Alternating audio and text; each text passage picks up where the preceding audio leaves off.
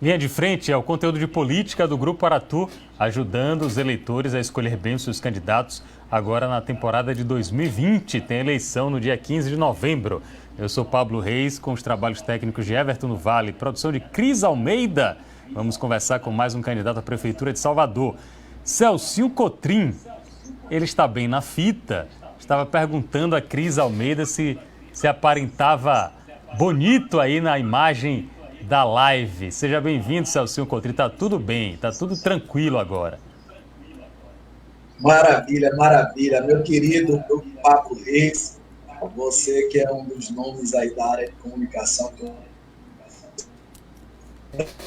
estou pedindo com você, mais um bloco de eleições, nesse caso agora as eleições de 2020, tive contigo em 2018, e gostei aí de você já ter dado ok. Eu disse, rapaz, será que pelo menos eu estou bonitinho? Porque meu vice aqui, Popó Freitas, rouba a cena com essa beleza dele, com essa fama dele. Se pelo menos eu consigo chegar à altura dessa parceria aqui, essa parceria que veio para transformar, para ajudar cada vez mais Salvador a brilhar de forma mais humana, justa e igualitária. Bem-vindo e obrigado aí pela oportunidade que a TV Aratu sempre nos dá, viu, Paulo?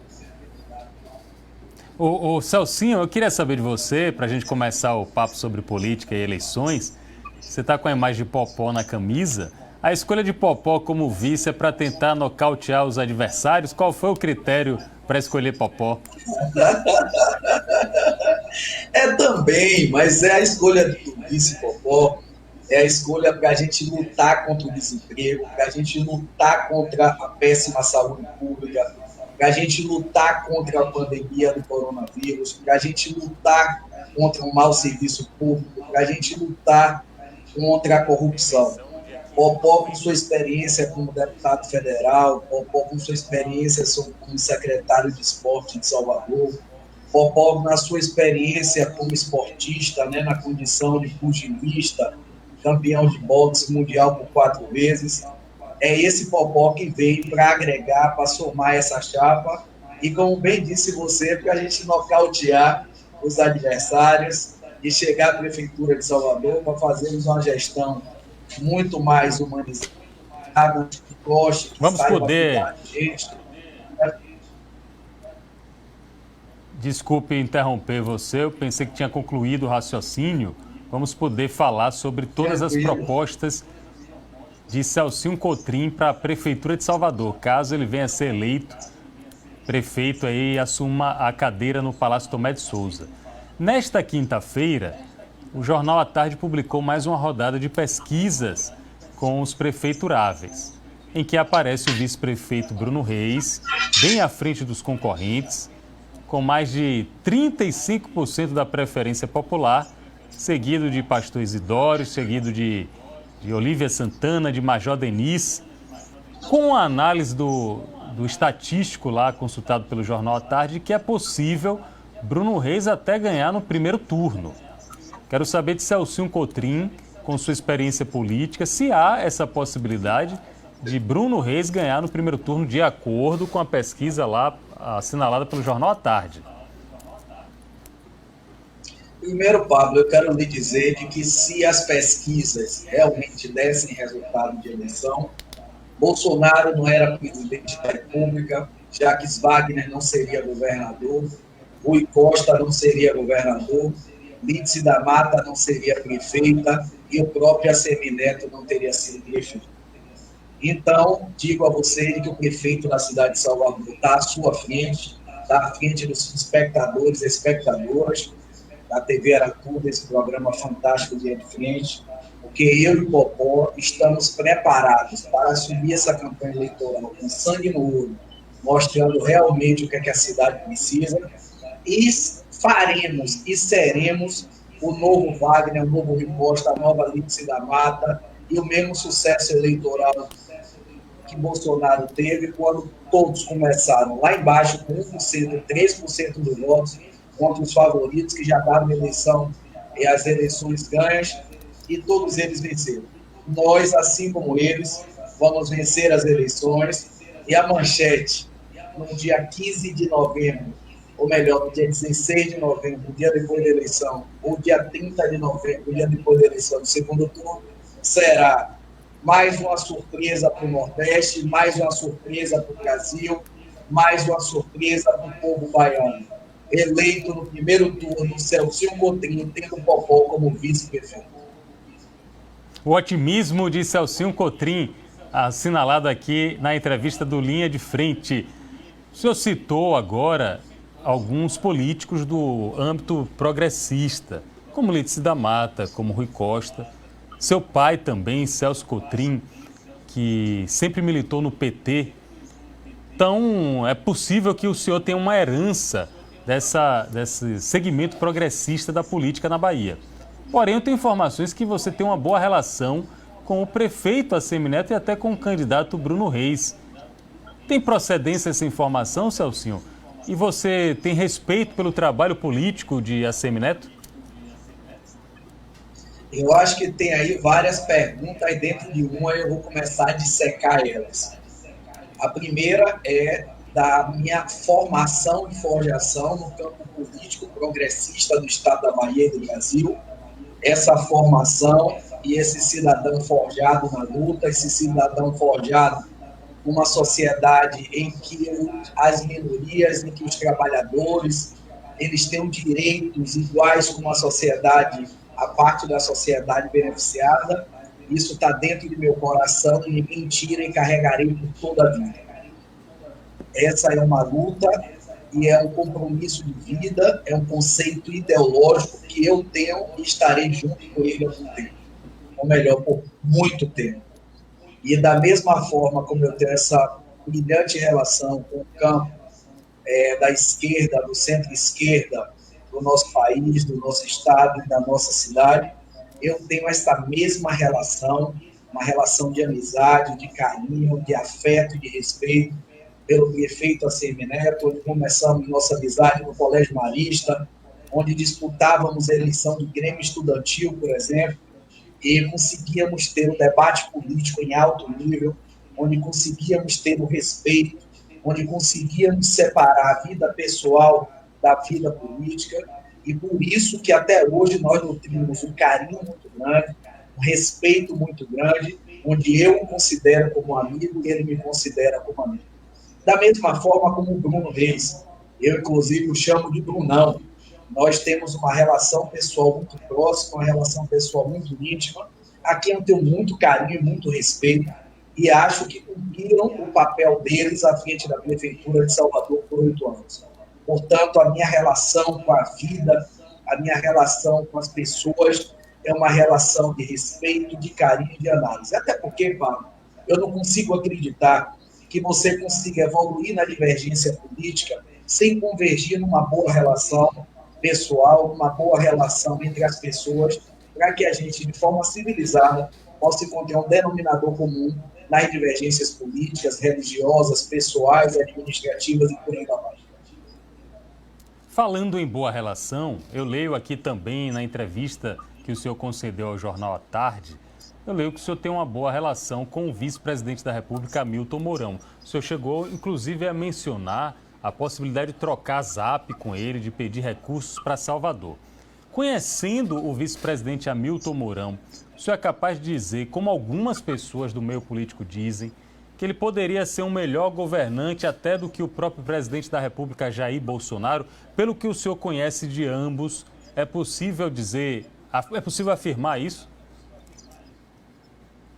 Veja, Pablo, eu só consigo afirmar para o que ele foi eleito, de que tem sido um vice-presidente da República de alto nível para o Estado brasileiro, que tem sido um vice-presidente da República que tem a cabeça de estadista, um homem de alto nível, um homem de que entende que se elegeu vice-presidente da República e não vice-presidente de uma chapa política, ou vice-presidente de um partido político, é um homem que está orgulhando a todos nós. E acredito sim que se um dia ele sair candidato a presidente da República e ganhar as eleições, será um exímio, um brilhante presidente da República, porque consegue pensar a nação como um todo, dissociado de qualquer questão ideológica, política, partidária ou pessoal. Estamos conversando com Celcinho Cotrim. Ele é candidato a prefeito de Salvador pelo Partido PROS, o Partido Republicano da Ordem Social. É um dos 9 candidatos à Prefeitura de Salvador. Estão sendo ouvidos aqui no nosso projeto Linha de Frente. Quem vai entrar na nossa conversa agora, Celcinho, é outro jornalista que você conhece, que você já demonstrou admiração, o gerente de jornalismo da Aratu, Matheus Carvalho, que gosta também do seu trabalho, mas não faz pergunta fácil não, viu, Celcinho? A pergunta dele é difícil. Vamos lá saber o que Matheus Carvalho quer saber do candidato Celcinho Cotrim. Candidato Celcinho Cotrim, muito obrigado pela presença aqui no Linha de Frente.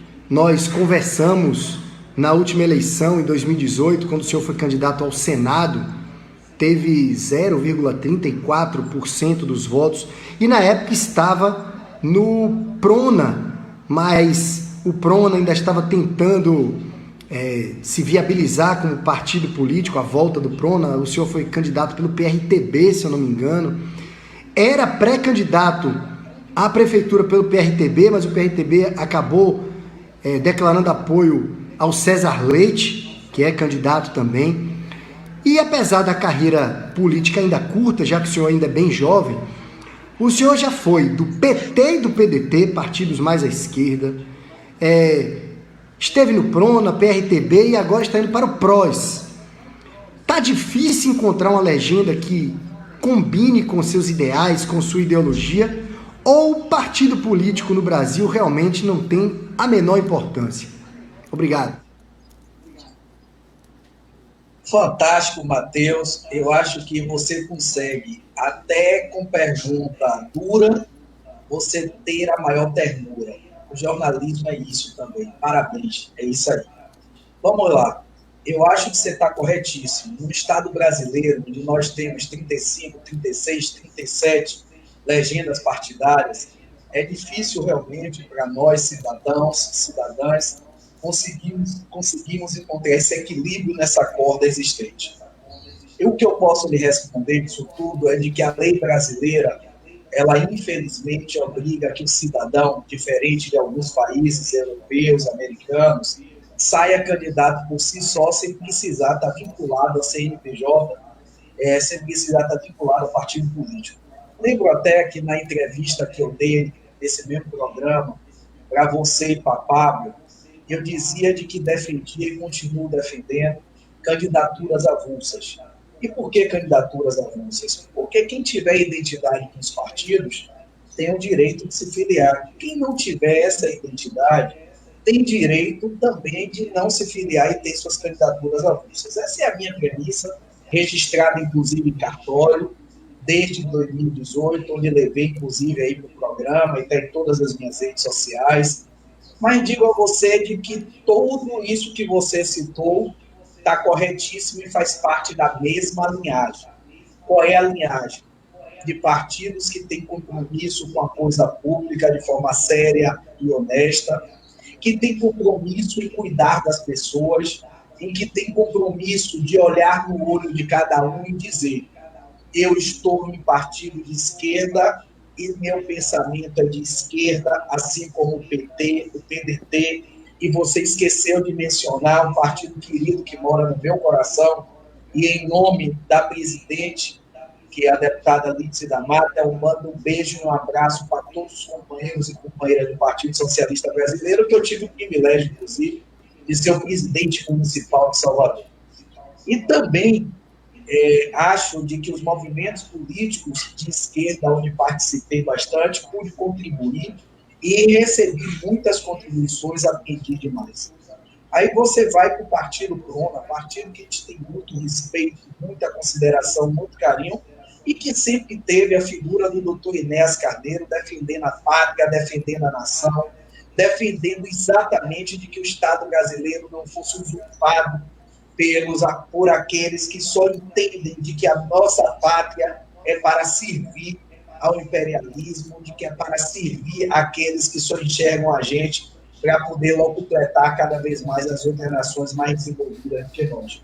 E por último, você chegou no PRTB, ou melhor, de penúltimo no PRTB, partido esse que eu fui filiado da mesma forma como Rede, quando não estava formado, foi para o PSB para pegar legenda, para poder se filiar e sair candidato.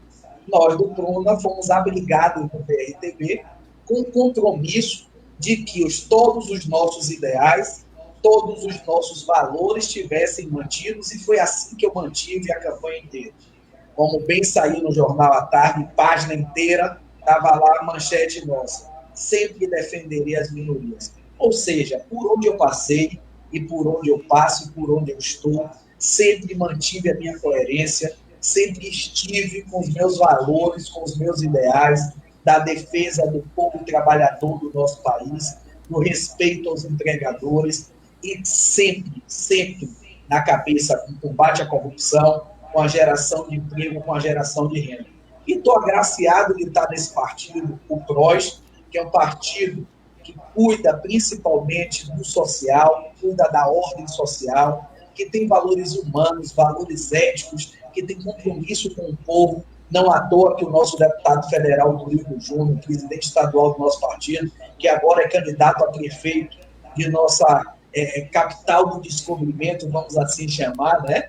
O seguro, ele descobriu o Brasil, e que muito nos honra com a sua transparência, sua democracia, sua ética, assim como o Felipe Manassés, que também é candidato a prefeito em Lauro de Freitas, que está no nosso PROS, todos esses jovens com compromissos, com ideais dos valores éticos, morais, para uma sociedade mais justa, fraterna e igualitária. Portanto, eu lhe digo que foi uma construção, um caminho de passagem por vários lugares onde eu aprendi muito para solidificar, para consolidar cada vez mais o nosso ideal de que é possível cuidar de gente sem transgredir dos nossos valores e dos nossos princípios. Celcinho Cotrim, 45 anos, é administrador com pós-graduação em gestão governamental. Também tem uma atuação muito próxima, muito destacada nos setores de entretenimento, de eventos, no setor musical, na área de turismo também. Aí eu pergunto a Celcinho Cotrim, com todas essas credenciais: os artistas de Salvador estão pedindo socorro por causa da pandemia. De que maneira o senhor, sendo prefeito, o senhor pode garantir pelo menos renda mínima, pelo menos chance de sobrevivência, caso ocorram situações como essa, em que os eventos não podem ser realizados há pelo menos 6 meses, Celcinho? É isso aí, Pablo. Eu agregaria, inclusive, a sua pergunta, o que a gente já vem debatendo desde 2018, está inclusive publicado em nossas redes sociais, que está aqui embaixo da nossa legenda, o @Celcinho Cotrim, de que nós precisamos, de uma vez por todas, enquanto poder público, enfrentar essa questão dos nossos artistas e de toda essa cadeia produtiva da música no estado da Bahia, em especial em Salvador. Não é admissível as pessoas que fizeram o nosso estado ir para o mundo, levando a nossa música, levando a nossa culinária, levando a nossa indumentária, levando a nossa dança. E isso tudo apareceu a partir do nosso carnaval, do nosso São João. E estou falando aí exemplos dos nossos artistas, dos holds, dos músicos com seus instrumentos, das produções, que desde antes da pandemia já vem sofrendo por conta da subida e da descida das suas carreiras a partir do que consideram do modismo ou não. E aí a gente apresentou na candidatura para o Senado e aprimorou aqui para a candidatura para prefeito, de que é necessário fazer exatamente isso que você disse, porém de forma ampliada. Uma renda mínima permanente para esse meio musical, meio de entretenimento, meio de lazer, para que eles possam ter, no mínimo, seu sustento para pagar a água, para pagar a luz, para pagar o telefone, para pagar o seu transporte, para pagar o seu plano de saúde e a sua aposentadoria.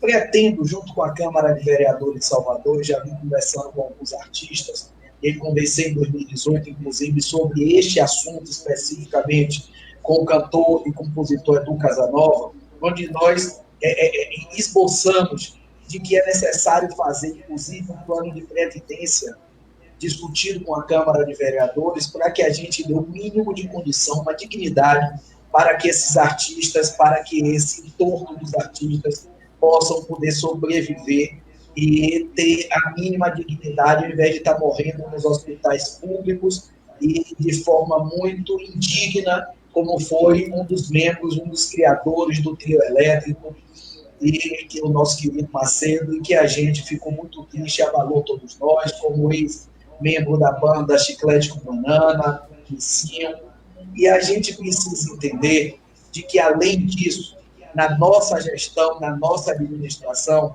um centavo gasto com um candidato da moda será um centavo gasto com um candidato que não teve na moda ou que teve na moda e deixou de estar na moda. Esse é um compromisso público que a nossa chapa tem com a cidade do Salvador, com os músicos. Cada centavo gasto com Ivete será cada centavo gasto com Matheus Aleluia. Cada centavo gasto com Cláudia Leite será um centavo gasto com Edu Casanova. Cada centavo gasto com Léo Santana será um centavo gasto com Virgílio. Cada centavo gasto com um desse de alta envergadura hoje, porque todos esses outros que eu citei já tiveram envergadura antes, será um centavo gasto com Sarajane. E por aí lá vai, com Márcia Short, com Amor Bennett, com todos esses que sempre fizeram e sempre fazem a música da Bahia e propagam a nossa Bahia para o mundo através da música. Então, aproveitando essa proposta e essa resposta que o senhor acaba de dar, eu quero saber a respeito do Carnaval. Pelo seguinte, o senhor está muito confiante em ser o prefeito a partir de 2021 e está uma grande interrogação sobre o Carnaval de Salvador. Algumas pessoas falam na possibilidade de ser depois do São João, em julho. O senador Ângelo Coronel mencionou aí também, não sei baseado em qual prognóstico, mencionou a necessidade de o Carnaval ser mantido em fevereiro. Quero saber do candidato, se prefeito Celcinho Cotrim, como é que resolve essa questão do Carnaval, que é muito mais do que entretenimento, é um motor da economia da capital mais bela do Brasil. Perfeito, Pablo. Primeiro quero lhe dizer que você está certíssimo, estou muito confiante, tenho convicção de que nós vamos ganhar as eleições em Salvador. Vai acontecer agora em 2020 em Salvador, o que aconteceu em 2004, onde a cidade vivia esse bipartidarismo, eram os vermelhos ou eram os azuis, e deu a terceira via. E vai acontecer em 2020 da mesma forma, a terceira via, e nós estaremos no Palácio Tomé de Souza, administrando toda a cidade de Salvador, agregando e trazendo todas as forças políticas, todas as matizes ideológicas, iremos ser prefeito da cidade como um todo. E você coloca aí a questão do Carnaval, e eu agrego também aí o São João, porque o São João tem uns 417 municípios baianos, né? Como eu só sou ser prefeito de Salvador, vamos nos deter a Salvador. Não há possibilidade, Pablo, na nossa gestão de dissociarmos a ciência da política. Nós iremos fazer as festas populares, São João, Carnaval, Bonfim, Rio Vermelho, Conceição da Praia, tudo isso nós vamos fazer.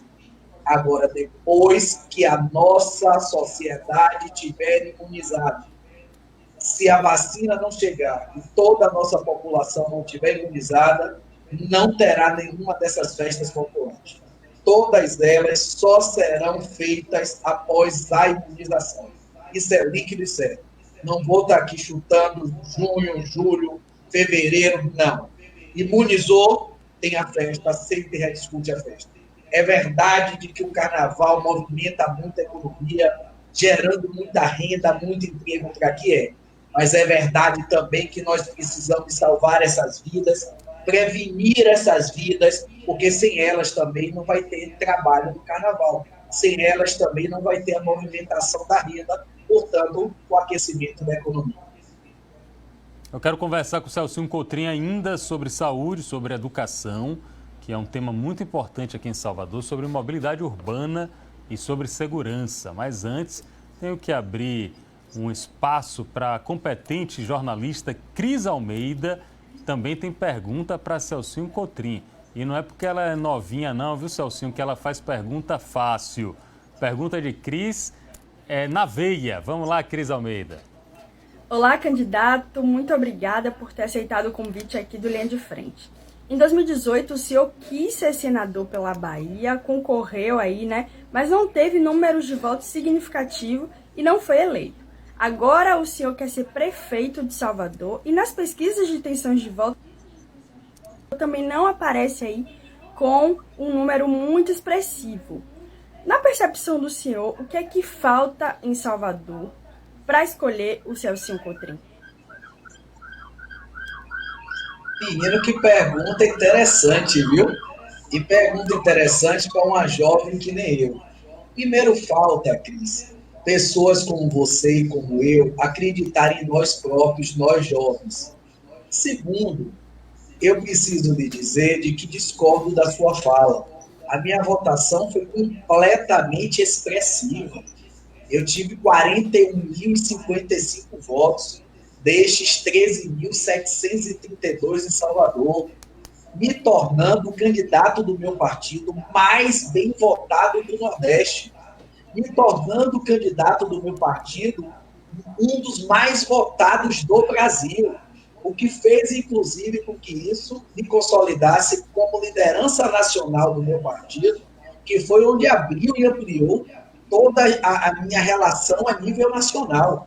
Então, esse brilhante resultado no pleito de 2018 foi o que fez, inclusive, que eu chegasse aqui no pleito de 2020, que o partido, à época, entendeu de que essa notícia positiva com a nossa vitória eleitoral, e pode não ter sido a vitória das urnas, como não foi, nos deu essa magnitude de ampliação da política.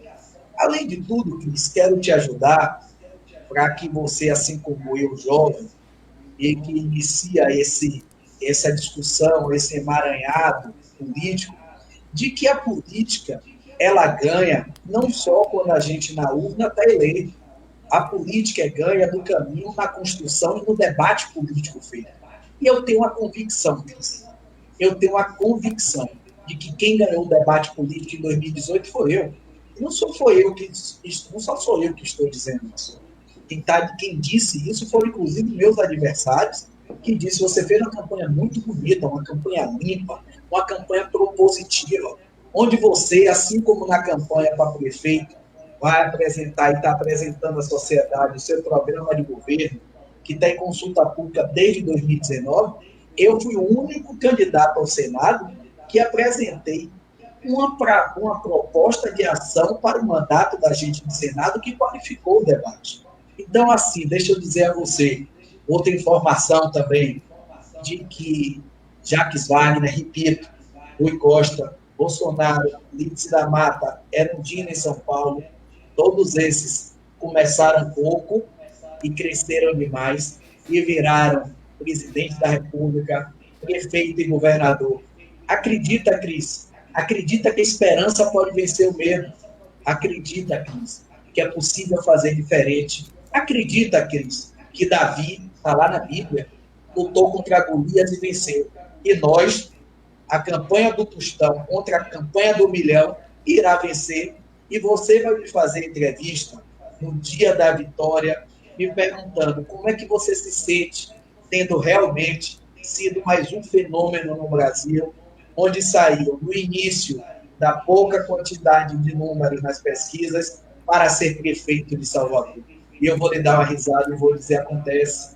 Acontece porque o povo quer mudança, porque está dentro de cada um de nós a revolta silenciosa, principalmente depois e durante a pandemia, que deixou muita gente desempregada, onde deixou muita gente sem um pão, onde deixou muita gente sem um botijão de gás, onde deixou muita gente chorando, triste, que a depressão tomou conta.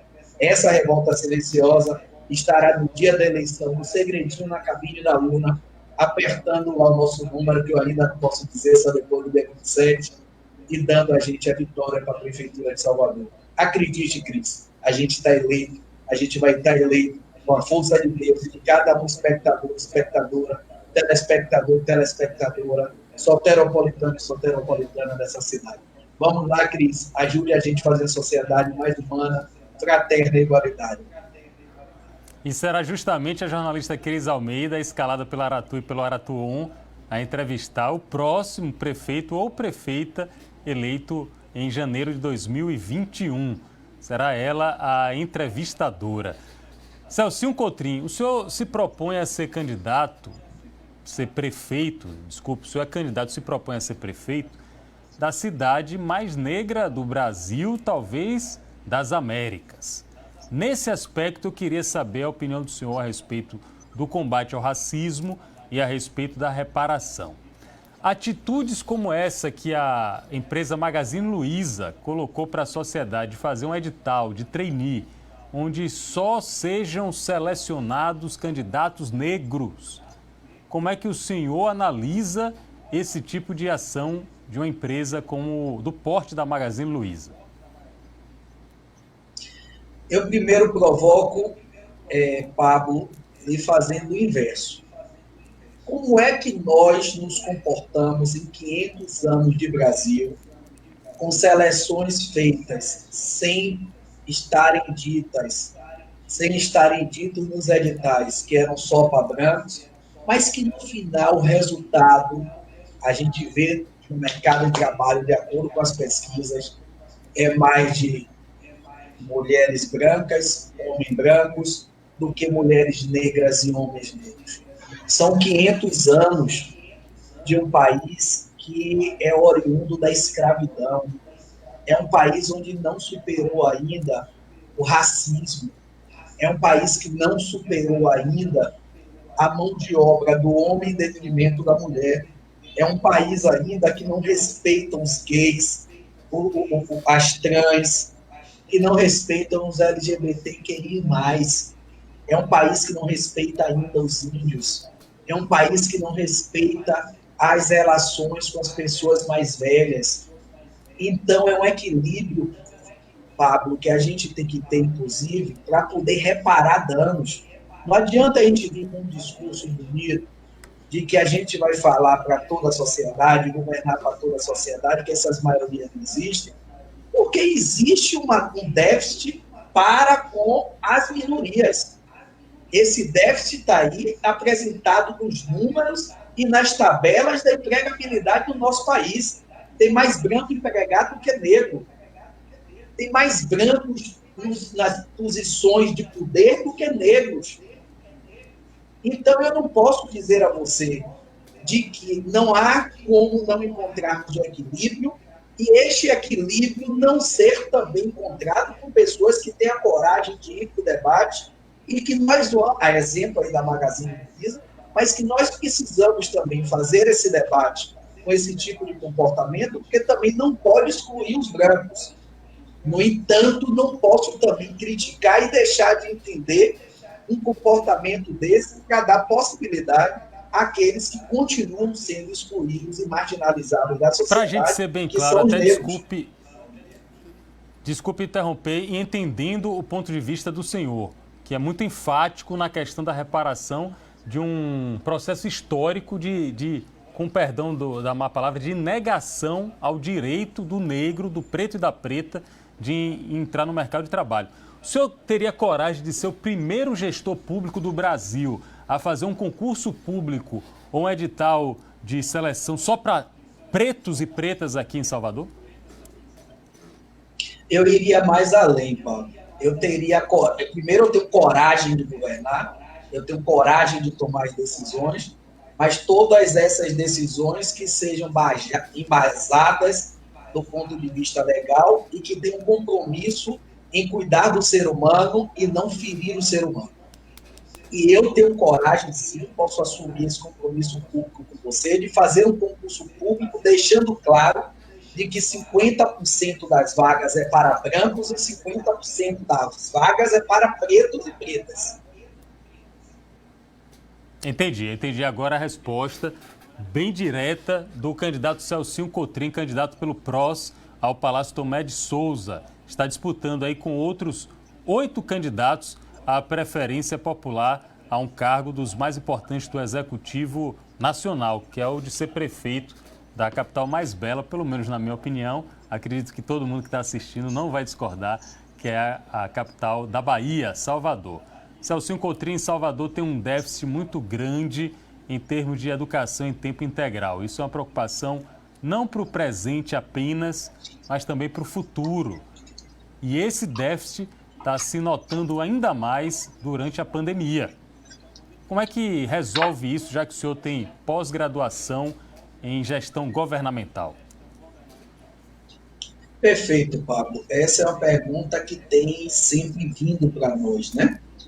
E eu acho que já é uma pergunta que já chega com a resposta. Eu não consigo entender sociedade que não se desenvolva através da educação. E nós, eu e Popó Freitas, nosso candidato a vice-prefeito, esse homem que entende de que a educação é a bola mestra do desenvolvimento da educação, porque senão tem que fazer com que apareçam os popós da vida para lutar muito na vida, para vencer a não possibilidade da escolaridade, para poder superar toda essa dificuldade e aí conseguir a sua dignidade de vida. E, em nome disso, nós colocamos em nosso programa de governo, carro-chefe como sendo a educação, e colocamos a citação aqui de um filósofo chinês chamado Confúcio, que ele diz o seguinte: se você tem planos para um ano, plante arroz. Se você tem planos para 10 anos, plante uma árvore. Se você tem planos para uma vida inteira, eduque as pessoas. E é nessa perspectiva de plano para uma vida inteira, deixando esse legado para a cidade de Salvador, de que a educação virou mais ainda a prioridade na gestão municipal, é de que eu e Popó nós iremos adotar e fazer, entregar para a cidade de Salvador. E você já deu a resposta da função para a educação, que é o papel do município, a educação do ensino fundamental, de que é escola em tempo integral.